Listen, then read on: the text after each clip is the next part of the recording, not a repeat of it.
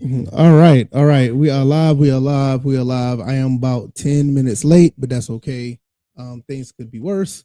Um, Long story short, I was just playing the game with my son. So he wanted to play some Rayman, and we play some Rayman. He loves the game. It is like the new thing he likes to play. Another thing about my son, he loves platformers, and I'm starting to realize that, and that's a pretty cool thing because platformers are awesome games. I love them. They're really good. They're great, and I highly recommend anybody to play them. I mean, you have to be under a rock not to play one before, so this should be a thing. Other than that, um, live another Saturday morning. Got a few topics I want to talk about. I want to appreciate and I want to thank and appreciate everybody who has watched any of the content this week from my channel.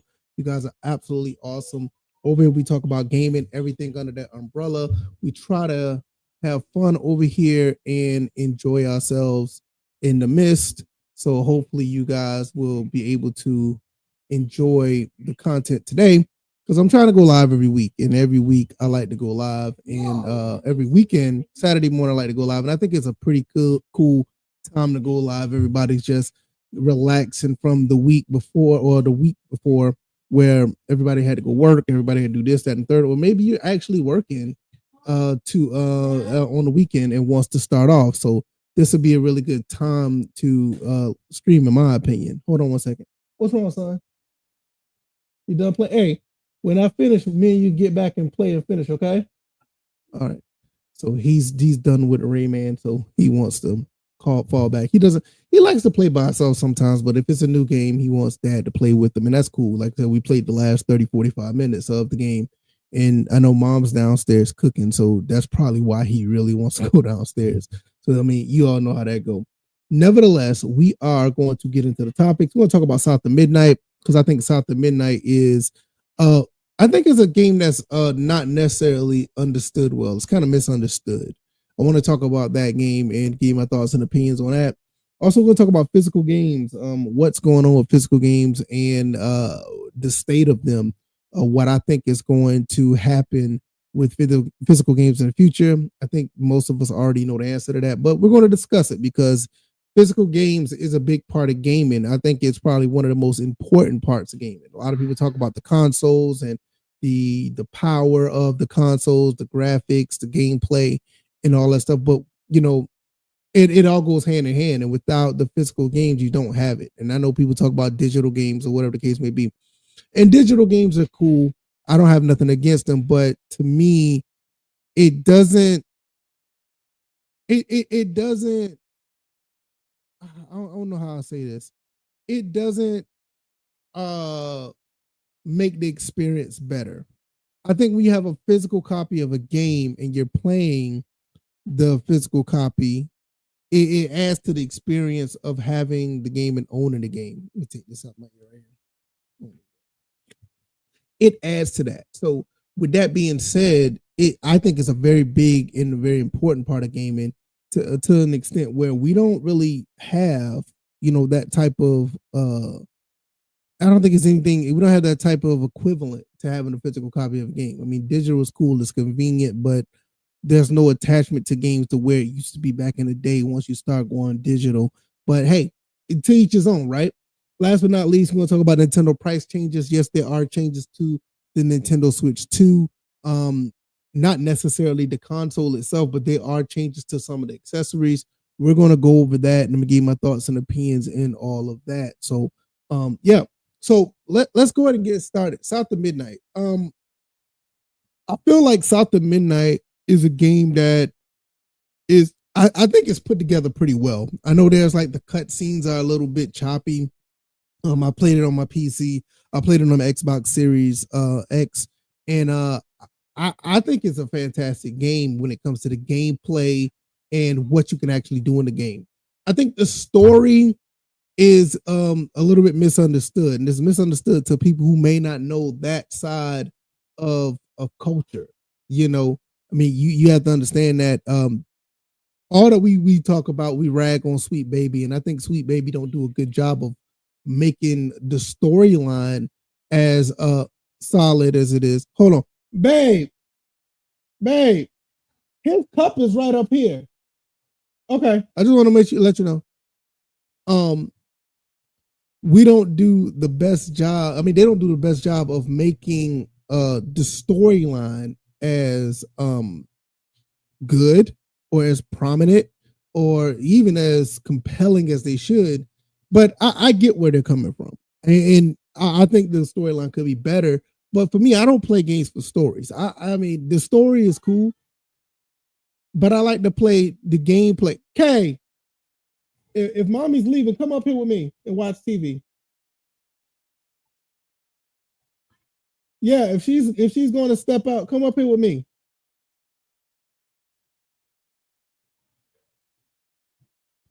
Yeah, you can watch TV up here.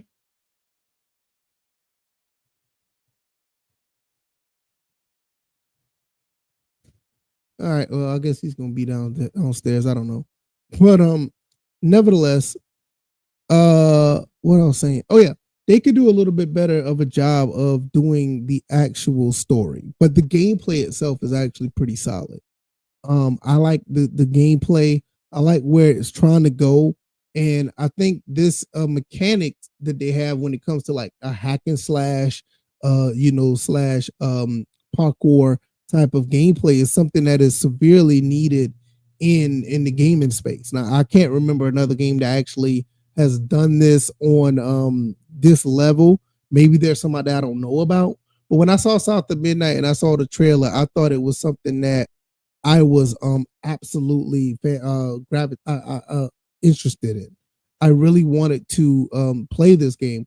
When I first saw it, I thought it was more of a Kena Bridge of Spirits type game, but it's totally different. You know, Kena is a game where you have a bow and arrow, you have these other things, and it is actually pretty cool. But I thought it was like the Xbox version of that. So that kind of interested me as well. But when I started playing it, it was more of a game that I think it should get pretty good recognition for its gameplay. But I think and I understand like Sweet Baby gets a bad rap, and this is my first Sweet Baby Inc. game or a game that's been helped develop by Sweet Baby, and a lot of people have been giving that company a lot of flack, and it's just these type of the games that they were making were just not my kind of games, and this was the first game that drew my attention, and when I started playing it, I was like, wait a minute. I kind of understand where people are saying that why they don't like Sweet Baby, but I do understand as well that this is not a bad game. It's perfect for Game Pass. I think if you should jump on it right now, if you have Game Pass, it's a no-brainer to play it. It's a no-brainer to play the game if you have Game Pass. Should you pay for it if you want a physical copy of the game? To me, I think it's a double A game. I don't think it's a triple A game. It's like a double A game made by Compulsion Games. If the game is maybe what 30, $29.99, $30, I think is a go. I don't think you should pay a full $60 or whatever for the game. I just don't see that. Should you pay, definitely not 70 or whatever. But I think it's a game that you should, get on and have fun with. And I've gotten to like chapter 4 in the game so far. I don't know how long the game is. I think it says like 9 hours to complete. And I got to chapter 4 and looking at the storyline of what they're trying to do, the antagonist is trying to save their mom and you go through the storyline of what has happened in the swamps or whatever where they live. It's kind of fascinating of what they're trying to put in the game as far as their own story and their own vision of how things should be. Sorry about that. And I sit back and I'm like, well, the people who are mad at this game are mad at Sweet Baby because I don't know what all they done under them Miles Morales, and I have Miles Morales, and I still haven't played that game. That's crazy, right? I played the first Spider-Man, but I haven't played Miles Morales, and I have the game. And with some of the messaging they have in the games, a lot of people just don't understand the culture, what they're trying to push. Now, is it kind of cringe? Yeah, it's a little cringe, but I mean, I get it. Everything can't be exactly what your typical game should be, like some type of hero shooter or the strong antagonist, whatever the case may be. It just doesn't work that way. I do have some type of issue with the way some things are portrayed in certain games, but I think they did a pretty good balance in this game to where the antagonist does not look like I would say a strong, you know, like a strong woman that can like knock over everybody. It's a really good balance of what she can do, and I think that's what makes it really relatable. Like when I look at these other games, when I was used to play like Lara Croft or Tomb Raider or whatever the case may be, these are the type of games that I actually thought that were pretty solid when it came to. Why is my screen just went out on me? See if it can come back. Pretty solid on how things was working in that sense. I don't know what's going on with my screen. I'll get that fixed in a minute. I'll just, I know what I'll do. I'll just do this. I'll do this. Since my screen wants to go haywire over here, I might need to go ahead and there we go. Yeah, I may need to go ahead and not use that stream like that no more. But it's kind of weird how it's working. Let's see. Perfect. There we go. So now, I mean, like I said, it's kind of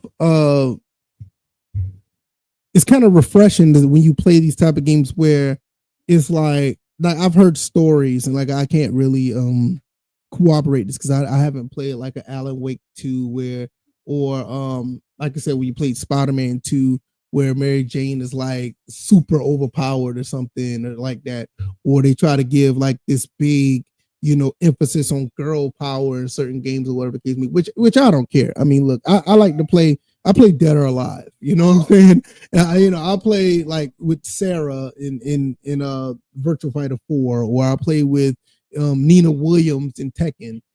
So I mean I love playing with females in certain video games. So that's not the issue. I think sometimes the people think they lay it on pretty thick, and I mean it is what it is. Whatever you think about it, whatever.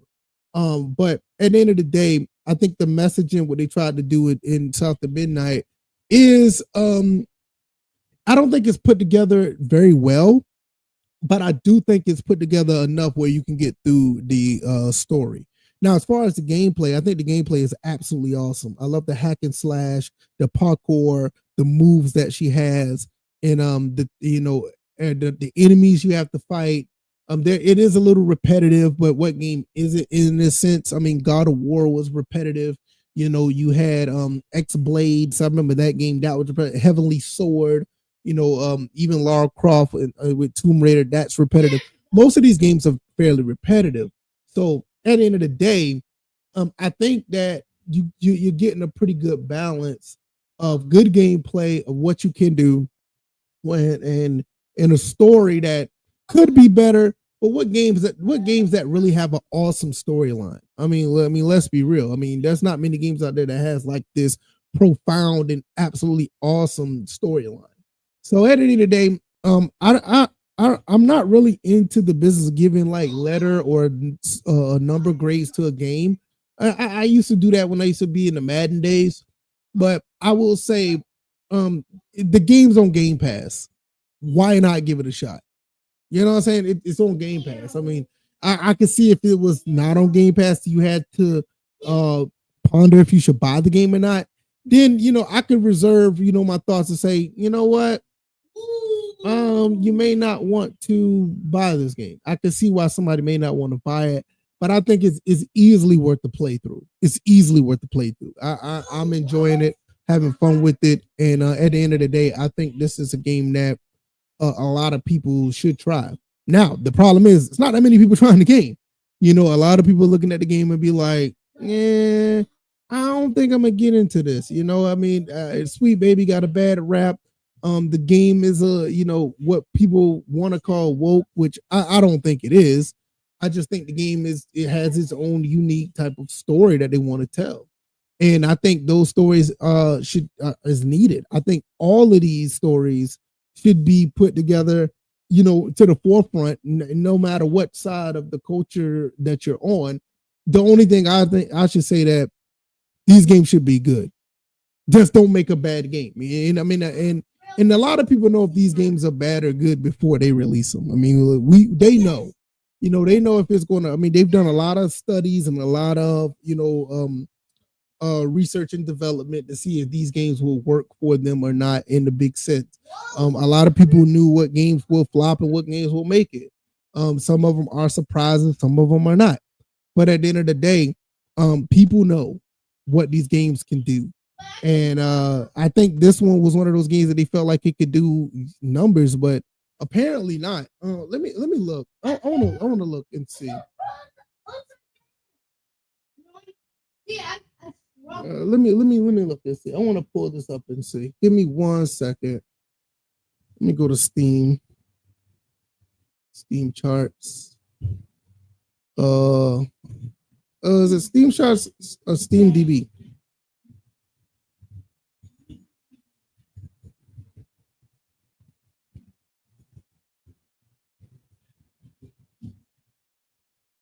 Why is this thing not pulling up?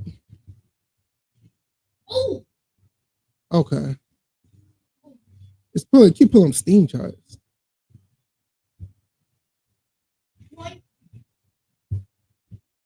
There we go. All right.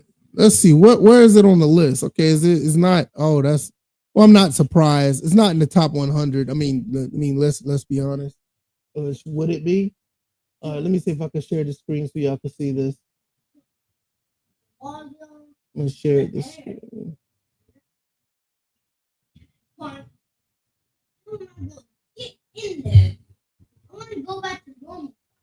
There it is right there. 88% over 1,000 views, 469 in game. I mean, like I said, it's like, I mean, what can you do? You know what I mean? It's like nobody's really, on this game. I mean, let's be honest. It's like nobody really on it. So at the end of the day, it's a $39.99 game. Okay, so at that price, that's actually not a bad price. South Asia done dropped the game to $12. But for $40, that's not a bad price, but nobody's playing the game. Look at this. Only 1,438 is in the game. In the last 24 hours, the peak was at 815. There's only 469 players in right now.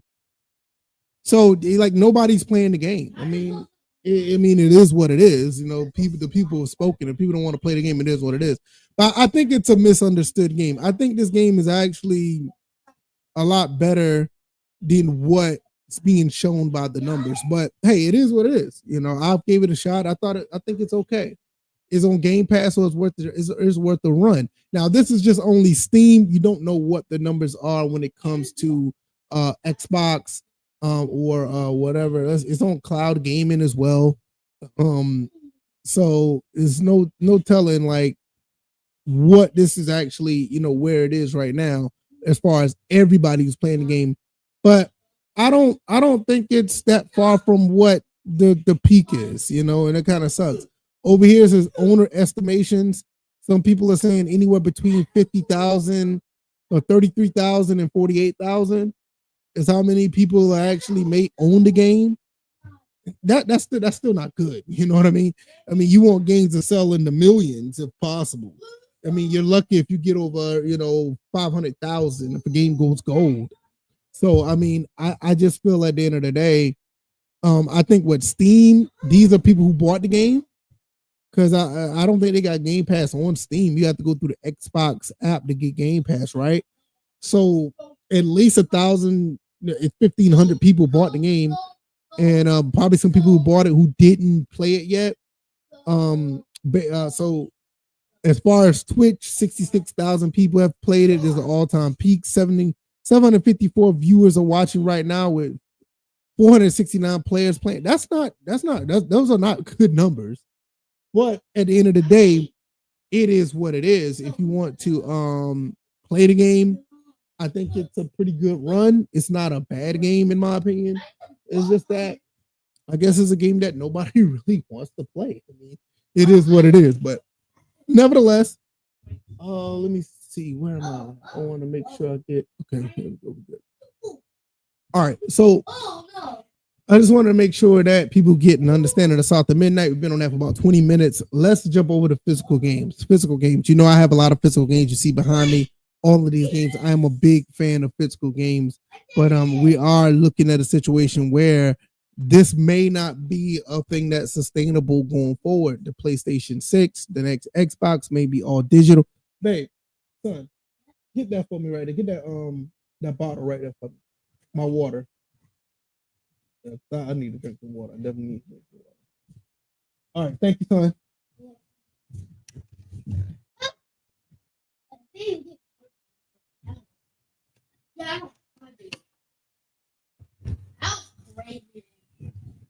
But yeah, like I was saying, we don't know the state of physical games going forward, and I'm trying to prepare for the worst to the point where I'm not sure if I'm going to be participating in buying the next console. I mean, if we look at games in general, there not that many games that's going to be like system sellers.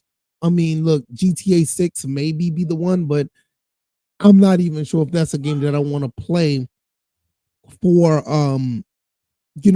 for what, maybe a $700 $600 console. I'm not sure. I'm not into GTA like I used to be. I am a huge GTA fan, but I think after, it could have been like after 4, maybe going into 5, GTA just wasn't my thing anymore. Don't get me wrong, I still like playing GTA. I like the older ones a little bit better, but GTA 5 is an awesome game. And I do like playing it, but it just doesn't captivate me like the older ones did. And now I'm just looking at this like, all right, so when I go and get into the next GTA, is it a game that I want to say I'm going to buy an entire console for? Um, I don't know. What's going on, Sir Bishop? How you doing, brother? Hopefully everything is good. Uh, like I don't look at the newer consoles like I did back in the past. Like, knowing that a lot of these games are basically digital games, it takes away from owning a console.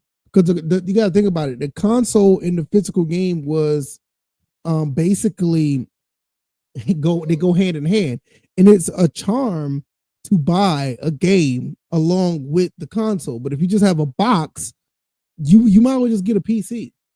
You know what I mean? Just might as well just get a PC. Good morning, Sunrise of 2020. I'm doing great, Sir Bishop. Hey man, everything's good, man. This has been a pretty good week. Everything is going well. I'm in the process of putting some more things up into the room. I'm going to put some stuff on the wall. I got to get that bin right there out of the way. That bin is full of arcade sticks, so I need to find a way to navigate that in this room. Now I'll figure it out, but it is what it is. Yes, everybody have a cool day. I agree. So it's like when I look at the PS5 Pro, and I really contemplated on buying the PS5 Pro, I was like, man, this looks pretty cool.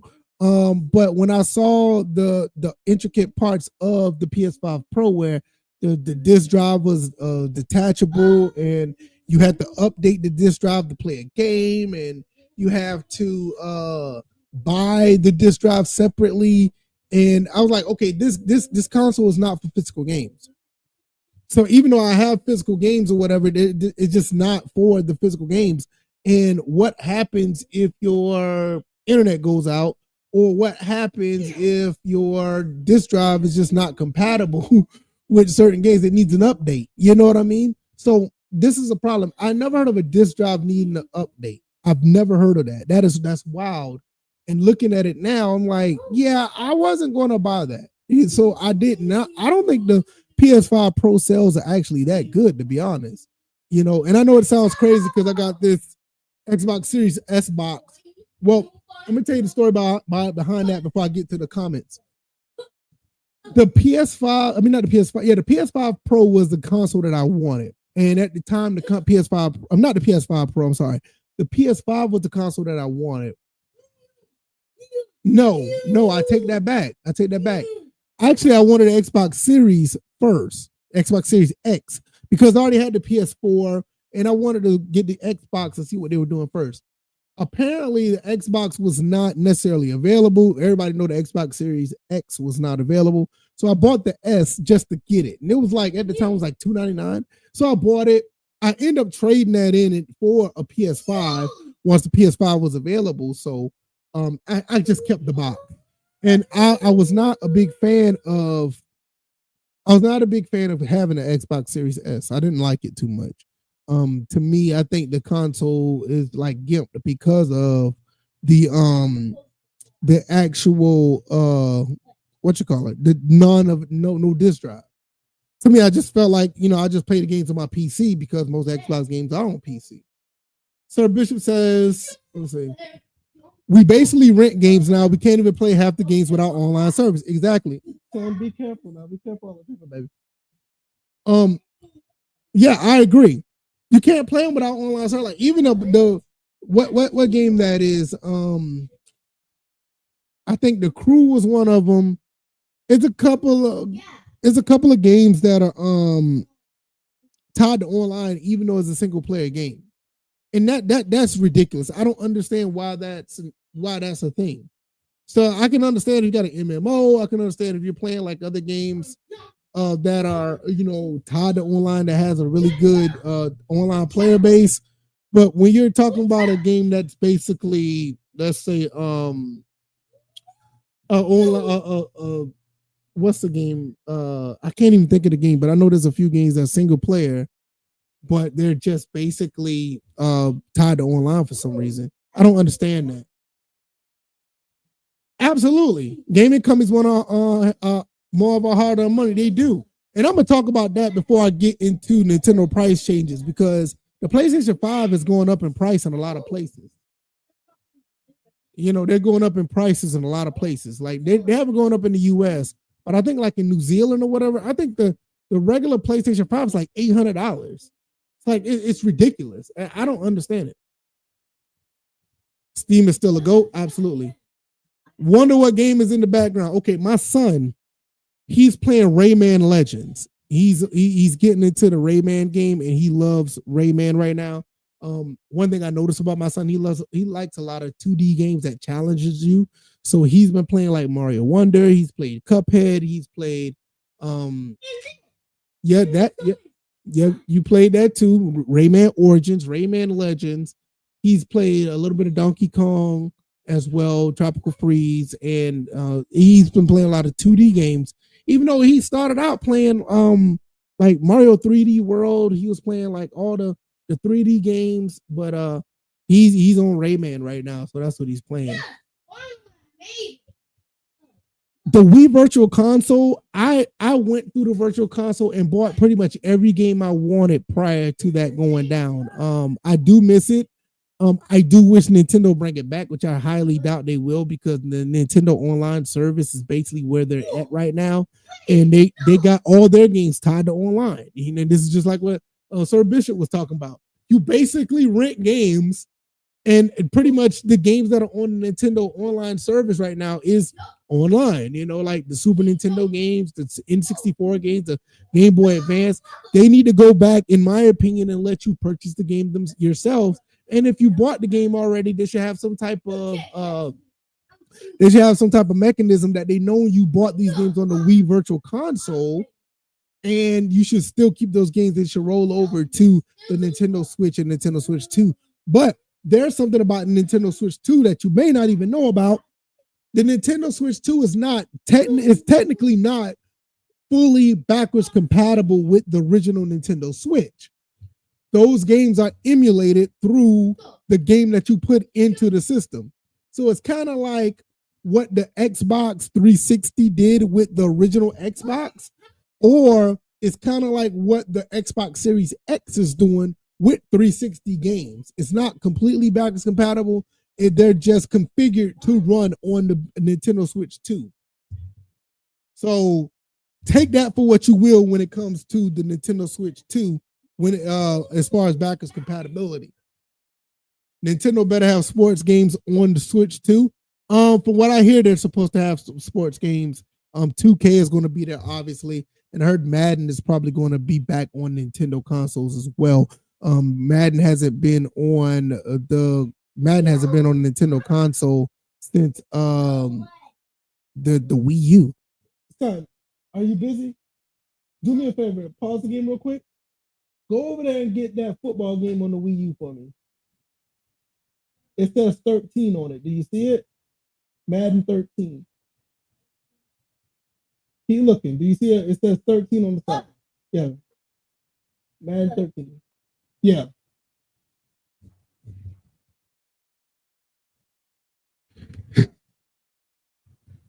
This is the last Madden that's been on a Nintendo console. And I'm gonna be honest, actually, this is actually a pretty good game.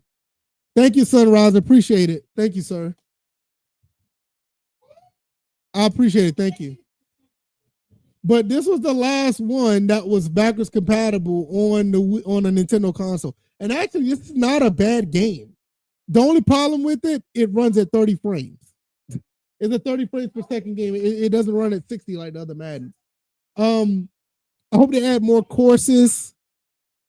Maybe the new Joy-Cons are even more precise. I love Switch Golf. Yeah, I think that not just Switch Golf, but Mario Golf would have been it actually is a pretty good game for the Switch. And I think that these are games that will go great with the Switch. I think even back on the that game didn't come out on the Wii. It didn't come out on the Wii. I just thought about it. Even back on the GameCube, Mario Golf is like really good. Okay, stop the jumping, baby. But yeah, so I haven't played Switch Golf, but that may be a game I may need to get into because I do love golf games. Why do you think they don't make consoles fully backwards compatible? All right, let's get back into this for a second. As far as physical games go, they don't. I think it would be cheaper for them to do it that way. So I ain't gonna say it's cheaper. I won't say that because the mechanisms of making a console fully backwards compatible, in some cases you got to make a console within a console. This is why the PlayStation 3 was the fat PS3 was literally a console with a PS3, a PS2, and a PS1 in it. So it was three consoles, literally three consoles in one. And the reason why they don't make them fully backwards compatible is because of that. Backwards compatibility is, in a sense, not pushing the actual new console forward to the point where they have to use the same chips. They have to use the same, in some cases, the same type of circuit board. My son is jumping around and he's like shaking my table, my desk. It's fine, but it's kind of crazy. But it's that's the reason why they're not fully backwards compatible, because you got to put all that stuff into the console for it to work. In some cases, if you try to make a console work like the old console, it's going to be pretty tough using different chips, using different circuit boards, using different mechanism to get certain code to run. And in some cases, you will have unfortunate consequences, like some of the games that are on the Xbox 360. Original Xbox games on the Xbox 360, they don't run properly. Like, go try to play the original Marvel vs. Capcom 2 on a 360. Like, play the original Xbox version of Marvel vs. Capcom 2 on a 360. You would see exactly what I'm talking about when it comes to trying to make these games work with the new hardware and trying to put an actual original Xbox chips into a 360. The 360 would have probably been a $500, $600, maybe $650 console, because you got to understand the original Xbox was expensive to make to begin with. So when you look at a fully backwards compatible like a 360, good morning, C Jammer. Love to see you coming through. I really appreciate it. So when you do look at a fully backwards compatible console like the original PS3, you had a PS1, a PS2, and a PS3 running in it. And you even had Linux, which is not just Linux. You had the mechanism to run a different OS in a different operating system in the console. It was basically like for its time back in 2005, 2006. It was a supercomputer. It was doing things that a actual computer couldn't do back then. It was running It was running three forms of PlayStation games. It was actually running a different OS, and it was running its own OS. So it was doing a lot for its time. That's why those consoles aren't really put together well, and they don't run pretty well even after 19 years. Those consoles are still like you really have to put a lot of maintenance on it because those consoles run extremely hot. Just if my wife was here, she would tell you, like at the time we was in between, getting in a new house and leaving. We left Atlanta the first time, and when we left Atlanta, we moved to South Carolina. And all right, C Jammer, you'll be back. We'll be here more likely. We left Atlanta to move back to South Carolina, and at the time we were living with family. And I had the old PS3, and this one was not just your regular OG PS3. This was one that was hacked. So not only that it ran Linux, it ran like other emulators and all this other stuff. It actually ran MAME. It ran Super Nintendo. I think it did a little bit of Sega Genesis, and it did a little bit of PC Engine.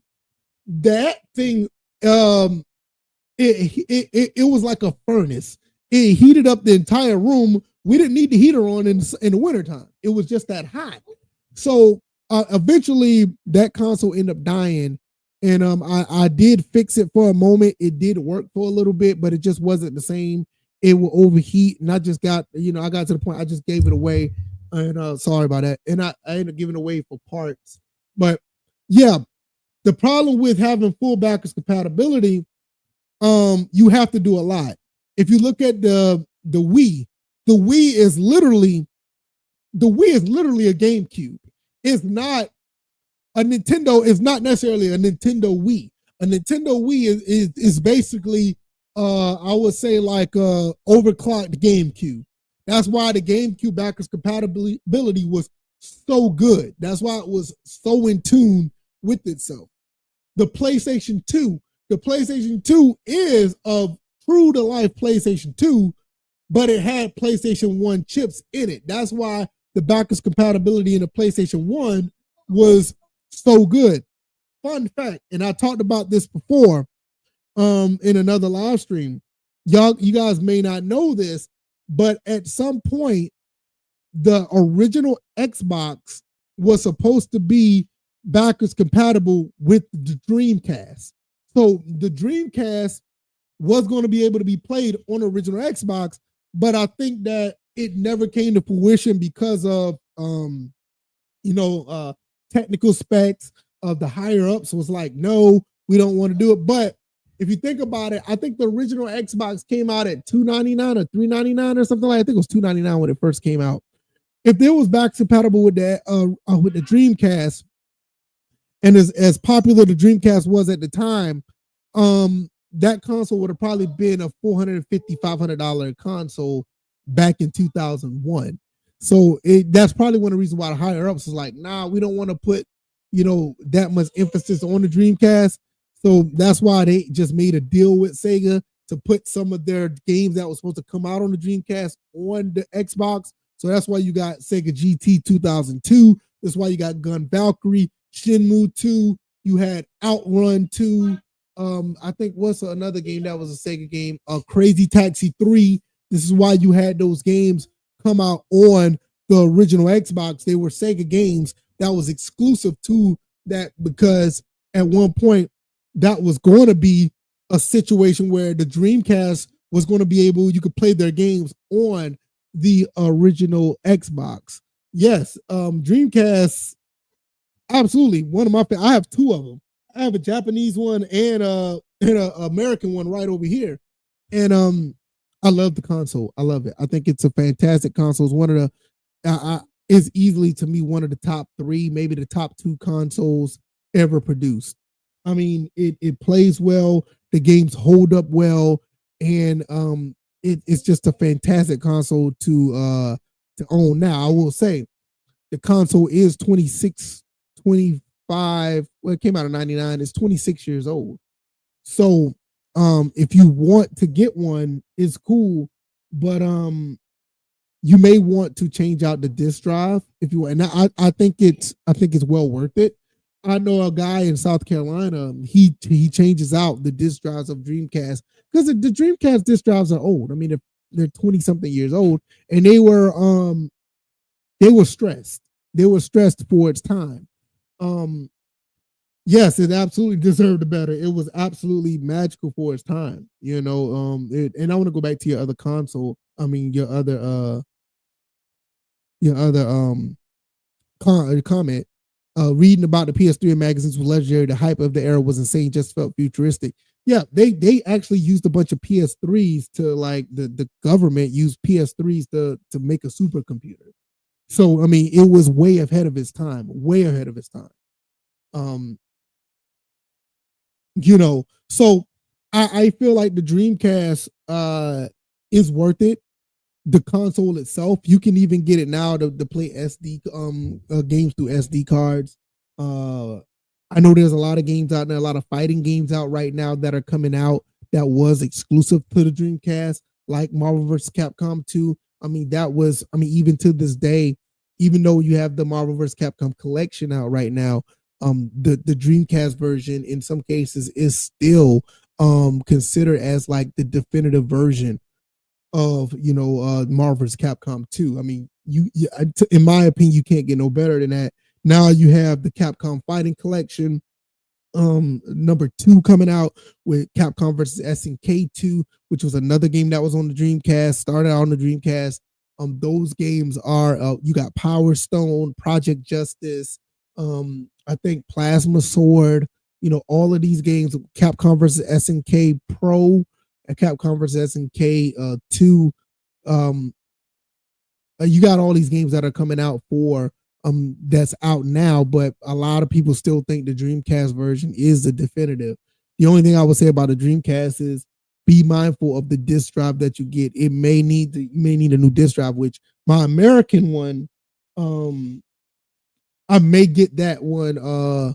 I may get that one swapped out because it's old. I mean, it's been in there since '99 and it's 2025. So I am planning on taking a trip to South Carolina. And while I'm there, I might go by the game store that I'd like to go to. I would like to give a shout out to, it's called Software Seconds in Columbia, South Carolina. They do a phenomenal job with gaming. I wonder if that place is still open. Let me look that up because I don't want to take my Dreamcast there. Let me see.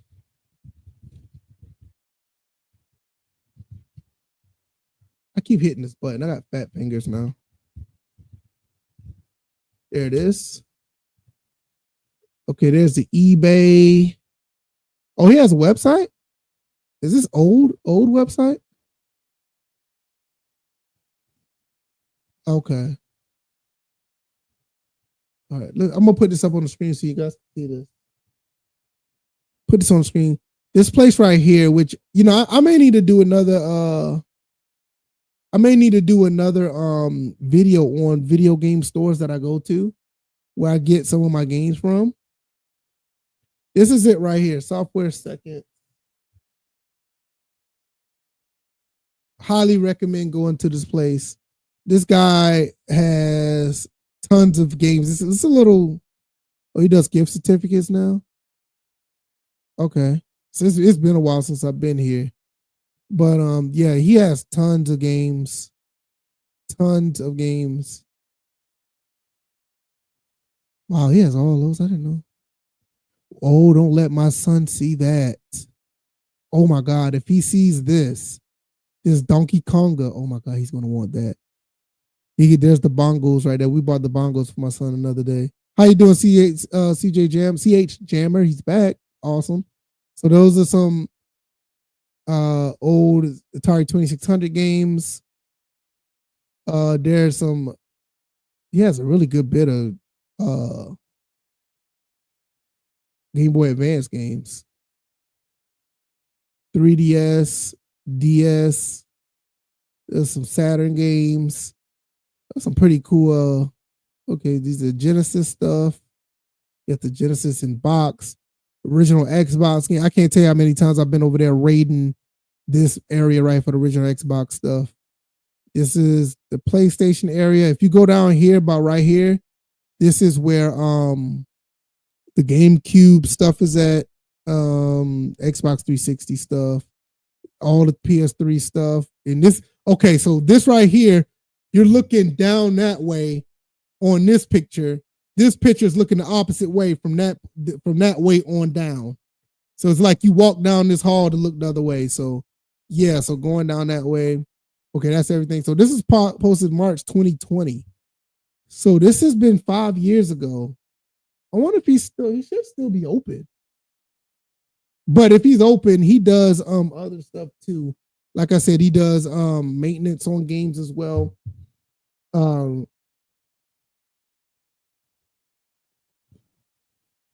probably call him. Yeah, I mean, I gotta go to Columbia. I have to go to Columbia anyway. I mean, my wife, her family lives in Columbia. We plan on going there next month, so I have to go down there anyway. But yeah, I obviously I should call him and to know, because I'm basically, I'll say this: we lived in Columbia since 2018 to 2023, early 2023, and when we was there, the 5 years that we were there, most of the stuff that's back here, I'll say probably about maybe 20 to 30% of the stuff that's back here, it came from that store. Because I mean, by then I was about, I mean, like I said, I've been collecting for about, since, early 2000s, 2023, but I haven't really been picking up on my collection throughout the times. So I started collecting the PS3 stuff, when the games came out, went back to get some stuff that I didn't need or whatever the case may be. But once I moved there and we settled there, that's when I started to get back into like the PlayStation 2 stuff. I got into the Wii U stuff, some more of the original Xbox stuff. What else did I pick up? A lot of Nintendo GameCube, a lot of Nintendo Wii, some more Sega Genesis stuff. So that's where the bulk of my stuff came from there. But as far as I know, let me look. Okay, it says right here they open it. Yeah, they usually open at 12 on the weekends. Then they close on Mondays. Yeah, 12 to 6. Yeah. So he should be open. I mean, let me pull this up right here so y'all can see this as well. It's a great show. I mean, he has a he has a great rating. I mean, you look at this. I mean, 4.7 out of 5. Out there in Lexington County, right outside of Columbia. Like I mean, he has here it is right here, 4.7 out of 5 rating. I mean, you can't beat that, right? You can't beat that. Learning a lot from me, thanks. Yeah, and this goes back to full circle when I talk about physical games. These are the type of places you would want to. These are the places that you would want to support when it comes to physical games. I mean, this guy, I mean, he's a regular guy. I mean, I can't remember his name, but I used to go and go to him every Saturday. Me and my son used to go. He was a lot younger then, but now we used to go there, and I built this rapport with him. And I was to the point where anything that I was looking for, he basically found for me. He actually made sure if certain games was there, he made sure I got. He's one of the reasons why I got some of the more expensive games that I have, or some of the rare games that I couldn't find, because he would literally hold them for me because he know my money was good. And you also have to understand, a lot of people with these mom and pop shops, they're not rich. A lot of these guys or girls are just trying to get by. They just own a business. They just don't work your regular 9 to 5. But at the end of the day, they got to have the income to upkeep the building. They're probably renting the building, keep up the maintenance of the building, pay the light bill in the building, pay the water bill. You still got to keep up main, standards to uphold these places. So when you go there and you spend money for them, it's basically like it's honestly like a fair exchange. The service that you're getting, first of all, for them to be holding all of this old stuff is absolutely amazing, at the fact that they're still holding this stuff and selling it.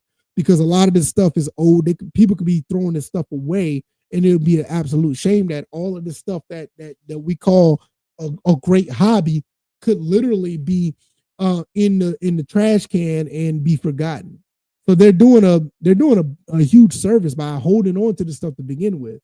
And for you to go in there and buy this stuff, to me, it's just not buying a game.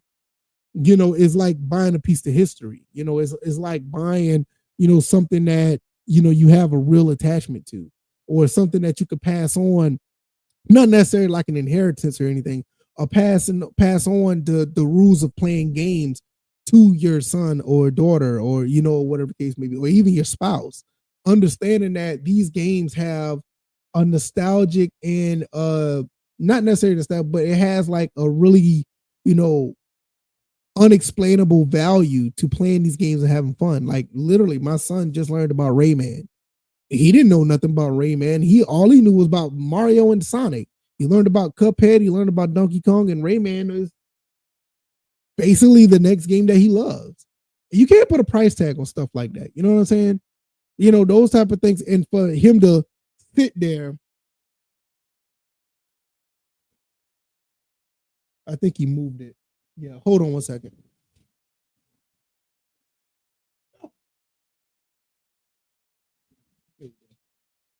And for him to sit there and hold this, and he's like infatuated with the cover of the game. Well, there's no instruction manual, which that's a criminal act in itself. Ubisoft should be charged. I mean, not with just this, but they got other stuff they got to worry about.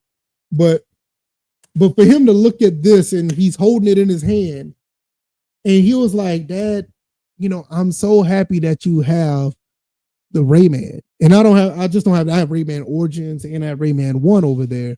And he's like, "I'm so glad you got this. This is really cool to have this." And for him, though, I'm watching him hold this in his hand and actually value what this is about. And he's put the disc in and play it. At the end of the day, that's why physical games are as awesome as they are. That's why physical games are cool. My son would have never understood the value of playing Rayman, just by having it digital. He would think it's just something on the TV. He doesn't understand. And this is one thing that a lot of people don't talk about either. A lot of people don't understand that the tangibility of having a physical game, those type of things are very valuable because it's something you can feel, it's something you can touch, it's something you feel like you own. So when I look at my son, he would go and play. Let's see what game that he has digital. He has Mario Kart 8 that's digital. Or no, he doesn't. We have it on the Wii. I'm sorry. Bad. It's a bad example. Trying to think what game that he has. Oh, we'll just say it like this. Cuphead. We have Cuphead that's digital. Cuphead's been digital ever since I remember. I bought it on my PC. We beat it on my PC.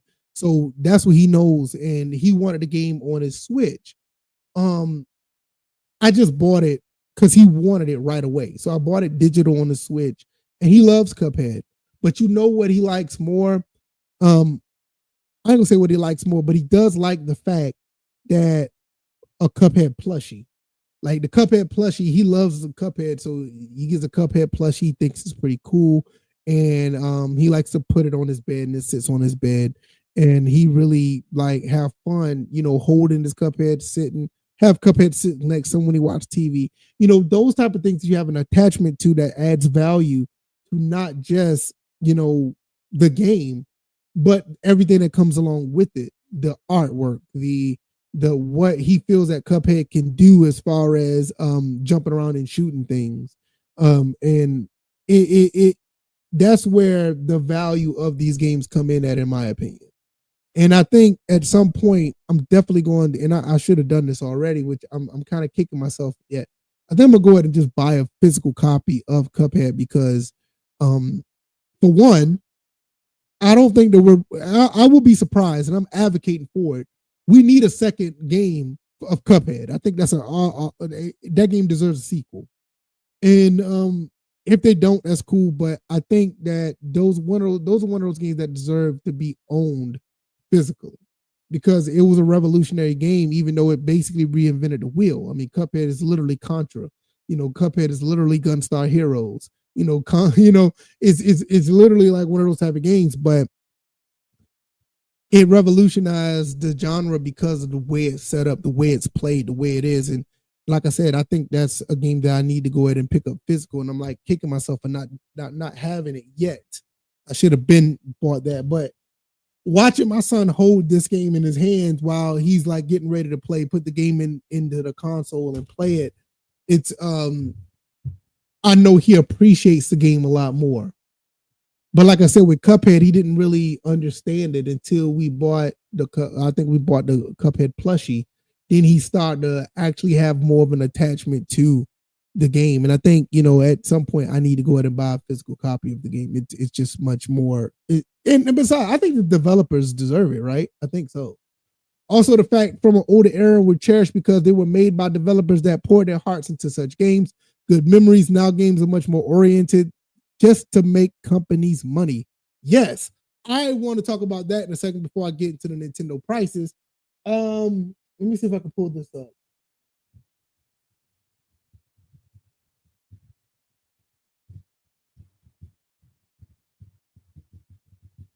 Let me see if I can pull this up.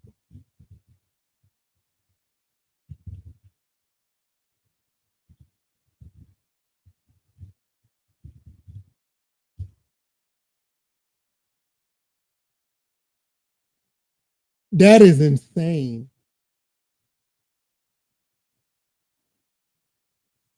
Yeah, I pulled. I want y'all to see. Let me see if I can pull up an image of it. That's Master Chief Collection. I need a picture of this. I need a picture. If I can get a. That's not them. All right, I'll just do this. All right, because they don't have a. They don't. I want y'all to see this. I want y'all to see this. All right. I Googled Halo 1 original dev team. Oh, wrong one. Sorry. This was the original Halo 1 dev team. This was it. This was it. The original development of the team for Team Halo. The original development team for Halo Combat Evolved, because this is primarily the Bungie staff. Key figures. Okay, these are the key figures. I need to know how many people that was on this team. Because you had 1, 2, 3, 4. I don't think there's 4 people made this game. So I need to know. But I think that the Bungie staff was like, I think the staff was like maybe like 10 or 11 people or something like that. Let me see. Let me look at this. How many people?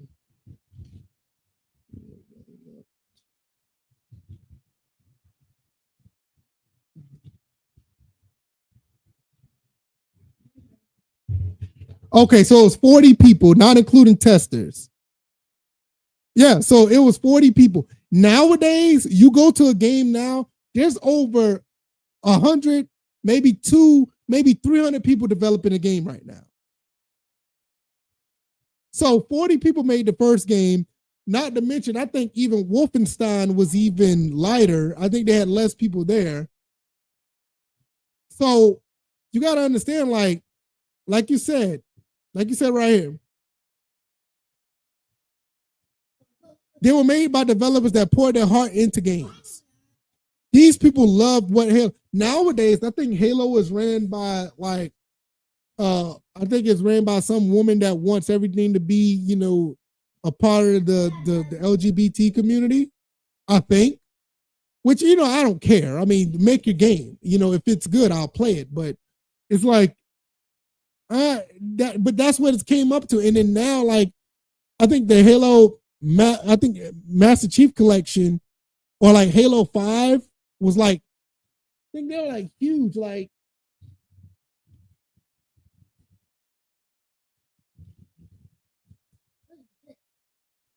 I'm not to go in these doors and find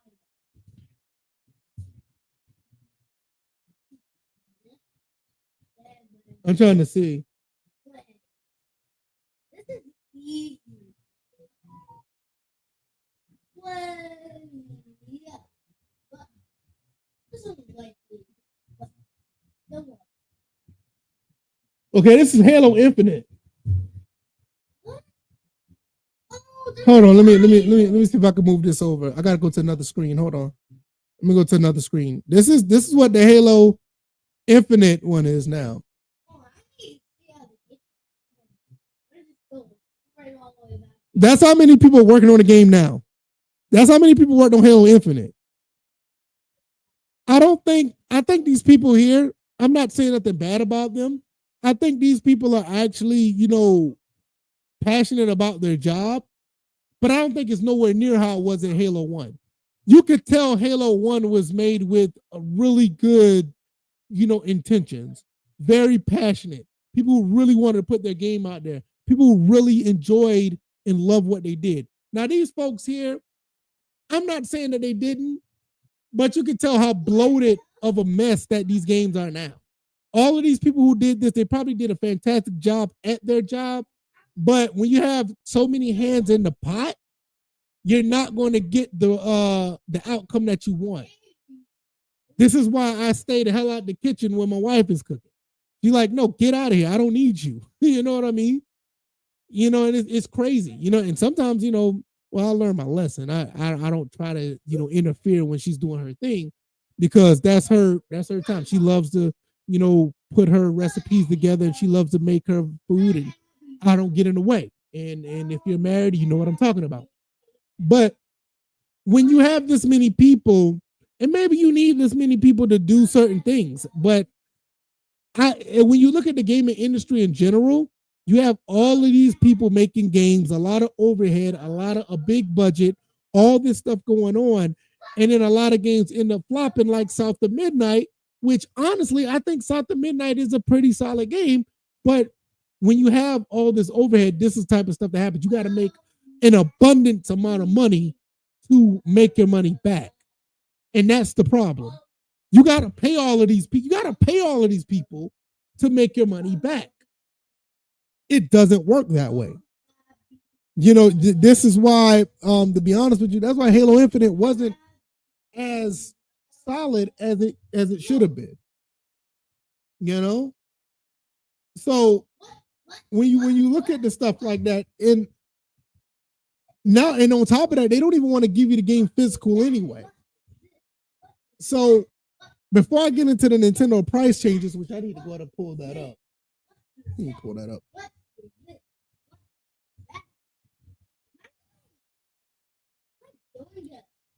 I need to get this out of it. Hold on. How can I get that dog? That's the problem. I need to cut. What you say? You need some help? Yeah. You need me to help you? All right, hold on 1 second. I'm gonna help you in 1 second. Yeah. Oh, where is it on X? Oh, I'm gonna tell you something. Back here. That's it.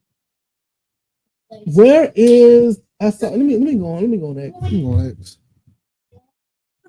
Because I pulled it up. There we go. Sorry about the hold up. There we go. Shout out to Wario 64. All right, let's see. Says shout out to Wario 64. Yep, he's on social media. I thought you said Does that pull up? Okay, perfect. Y'all can see that. Hold on 1 second. It's true. Chad says, have a cool day to you and your son. Thanks. I appreciate it. Enrique says it's true. When there's so many developers making a project, the vision and the game quality becomes inconsistent. Right, exactly. Absolutely, absolutely. All right, let me see. What you need help with? You got it? Yeah. Are you trying to get him? Yeah. So does the fist hurt you? Yeah, I got it. But how do you get through that? That's a There's no way.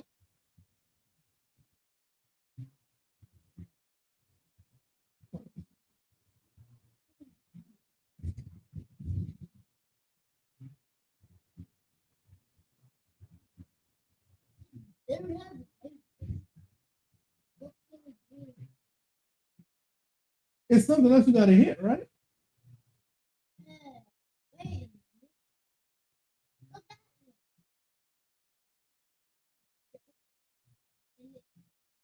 Hold on, y'all. I'm coming back. Oh, I see. Okay. Maybe you should go back.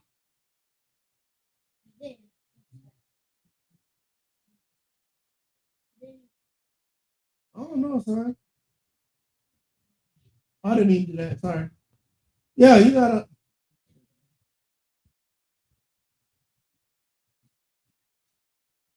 Well, I keep jumping on that. I don't mean to do that.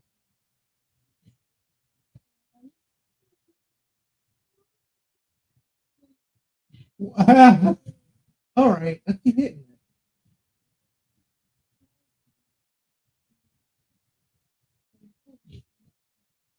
Get back over there. I'm gonna see you in a second.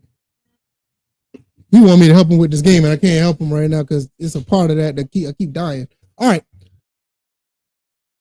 Nintendo maintains Nintendo Switch 2 pricing. Retail orders begin April 24th. So now you're gonna look at the pricing. Nintendo Switch 2 price is still the same at $49.99. $44.99. I think I said that right. For $49.99. I'm all over the place. Nintendo Switch 2 is still $500. Mario Kart World is $79.99. Donkey Kong Bonanza is $69.99. Nintendo Switch 2 Pro controller that went up. I think it's like $84.99. I think it was $80. It went up $5. The Joy-Con pair is $94. I think that went up $5. Let's see. The charging grip, is that the same still 40? Strap Joy-Con 2 strap is $13. That's insane. Now that's crazy. Now the only thing that I see that's actually maybe worth the price is really like the wheel set. $24 for a wheel set, $25. I could see that.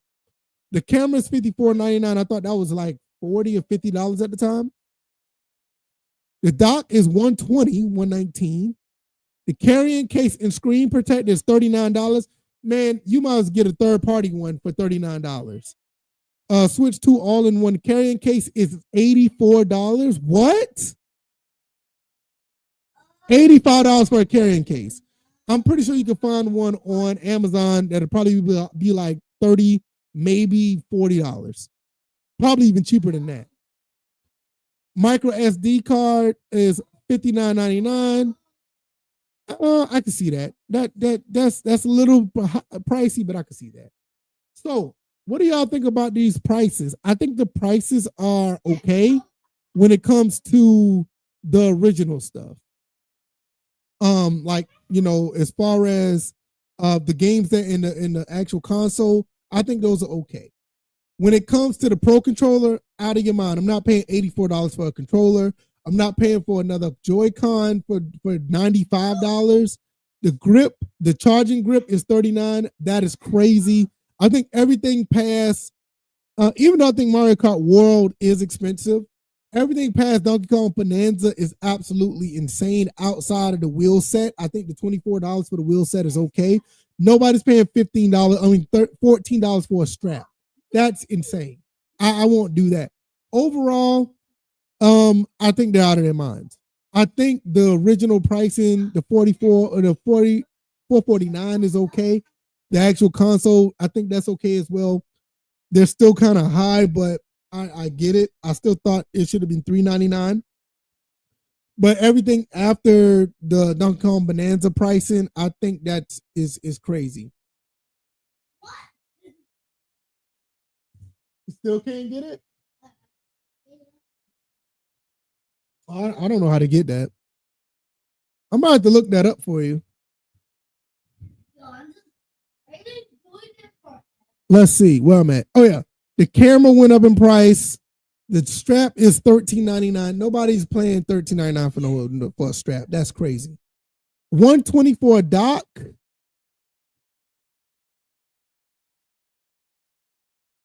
I don't know how I feel about that. If you lose your if you lose the dock set, we gotta understand. Like, let's say the Nintendo Switch 2 is $450. The Nintendo Switch bundle is $500. So if you just want the dock, is $120. $120 for the dock. $450 for the entire console. That actually might be the dock to the actual that might be fair. Maybe $450 for the entire console, $120 just for the dock. Maybe that might be. Will there be a price drop with the Switch OLED? It should be. I think the Switch One in general should be a price drop. I think what we paid, how much we paid for $249? Was it $249 or $299 for our Switch OLED? But I personally, I think the Switch in general should go down about $200. I think it should go down to every Switch. The OLED should go down to $200. The regular Switch, no, the Switch OLED should go down to $250. The regular Switch should go down to $200, which I think it is already. And yeah, I think it should be a price drop. I think, but we also got to think. We also have to think. Nintendo don't like to drop their prices. They don't. So that's that.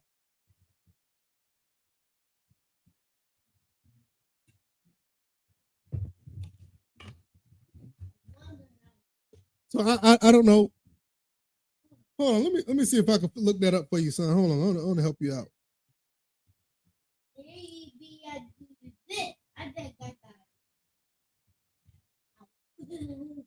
I get it.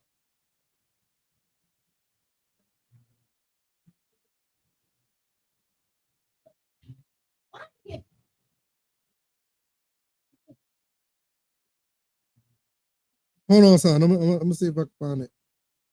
Why? And here's this. And I do everything I can. And nothing. Hold on, son. I'm trying to find it.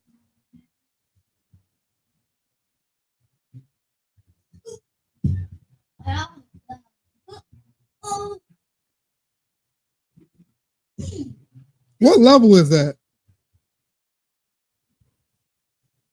Pause it. Hey, I gotta see what level that is to help you. I don't know how to help you. I gotta see what level that is, and I can see if I can get it out. Mission Mansion of the Deep. All right, hold on. Mansion of the.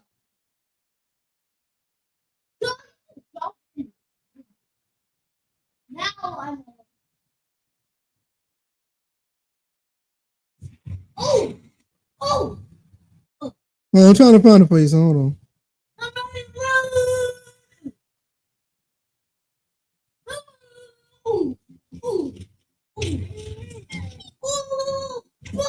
Here. Let's see if you can look it up and see. All right. I wish there was a Switch 2 that we could buy without the dock, just for cheaper. I'm surprised.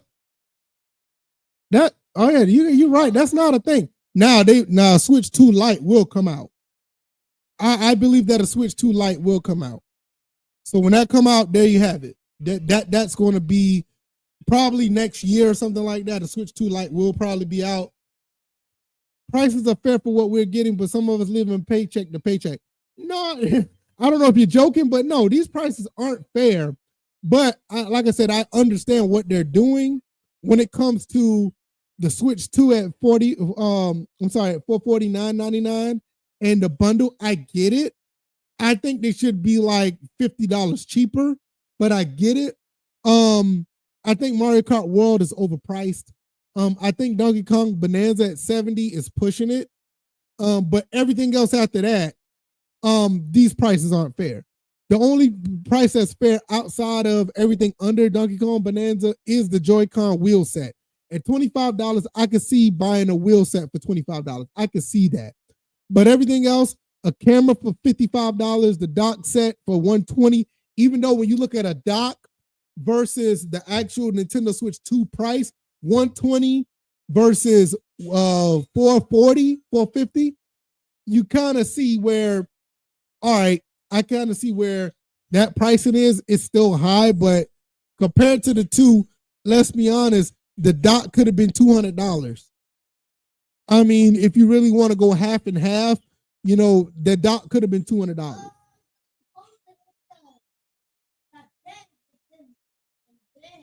You got it? Oh, you figured it out? Okay, okay. See if you can do it. The carrying case at $40 and a screen protector for 40. All right. For $40, that's too much. I bought a Switch 1 carrying case and a screen protector for probably like 10 at Walmart. They're like $10. They're like really cheap. And it was an official Nintendo product. All-in-one carrying case for $85. They're out of their mind for $84.99 for an all-in-one carrying case. That is ridiculous. The AC. Whoa, I didn't even look at this. Did y'all see this? Wait a minute.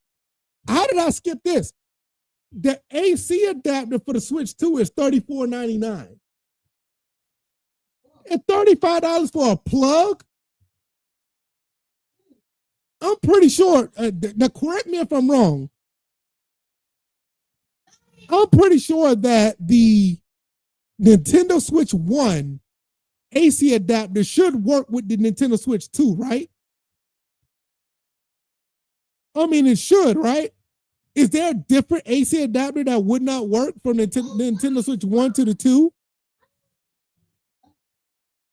That's the $35 for that now that's robbery. Now that's crazy. Yeah, I thought about why Nintendo doesn't sell a cheaper console like that, like console no screen. Tomatica says, I want to see how much Ori charges for the third-party accessories. I'm pretty sure that knowing Ori, they will be cheaper, but I wouldn't be surprised if Nintendo gets in their ear and say, hey, look, we want you to sell it at this type of price. And with Nintendo official branding on some Ori products, they may try to capitulate to that. You know, I don't know. So, but I think Ori will probably be cheaper. I suspect that. We'll have to find out if they're trying to pull a Samsung and Apple with no chargers now. I'm gonna be honest with you. I don't have a problem with the company not giving us AC adapters, and I don't have a problem with that to an extent, because if you're a gamer and you have this stuff, you probably have one that actually works with the product already. Like, I can't tell you how many USB-C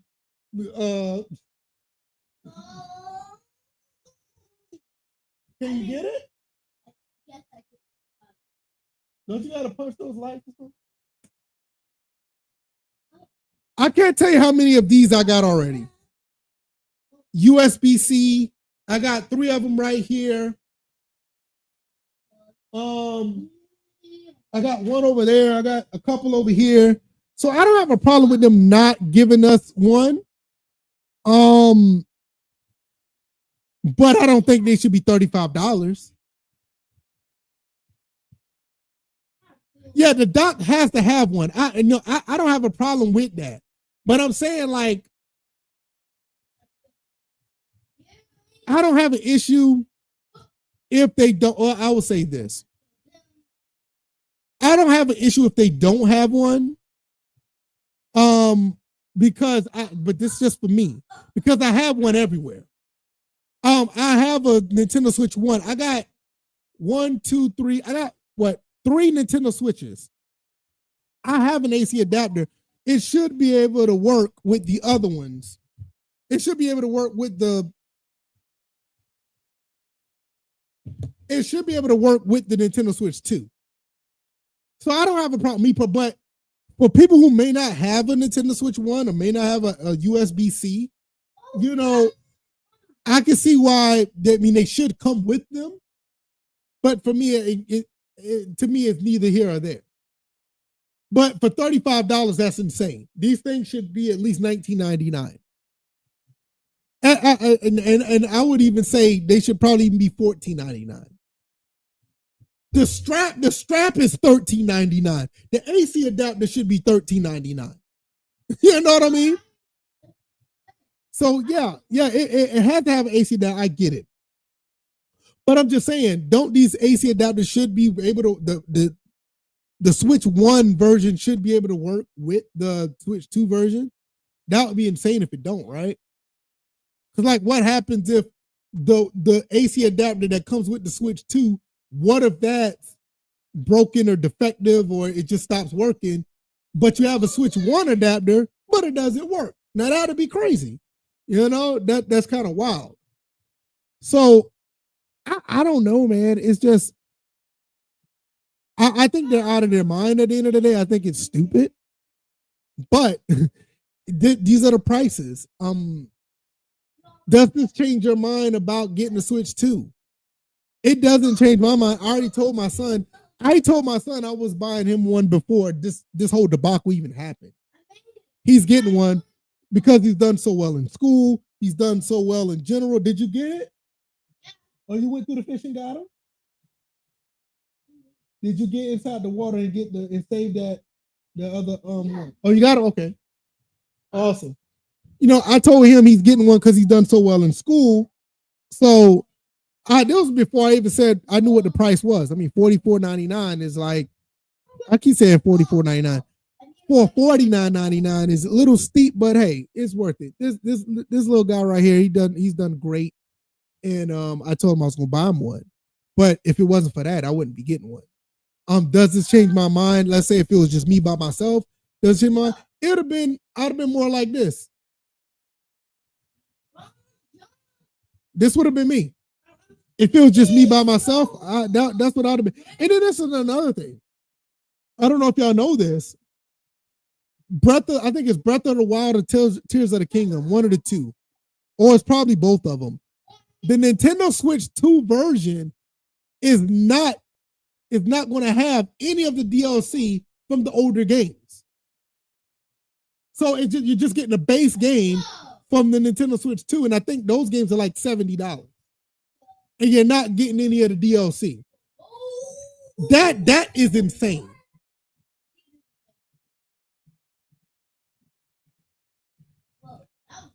You're on the fish, you want a bigger screen. I don't know. Is it the same? Well, it's supposed to be bigger than the OLED, right? It's bigger than the OLED, so you do get a bigger screen. The Switch 2 is not completely backwards compatible with the Switch 1. It's emulation. So it's not like a one-to-one like the Wii was with the GameCube. Or in a sense, how like the Wii U is with the Wii. And to be honest with you, the Wii U is nothing but a souped up GameCube as well. So I don't know. If it was me, I wouldn't get it.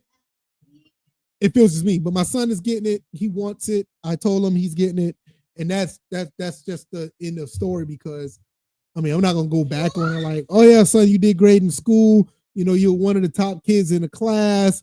Everything is great. And I know I said I was gonna get you the Nintendo Switch 2, but since it's $449.99, I'm not gonna get it for you. I'm not gonna do that to him. I mean, that's insane. So he will be getting it.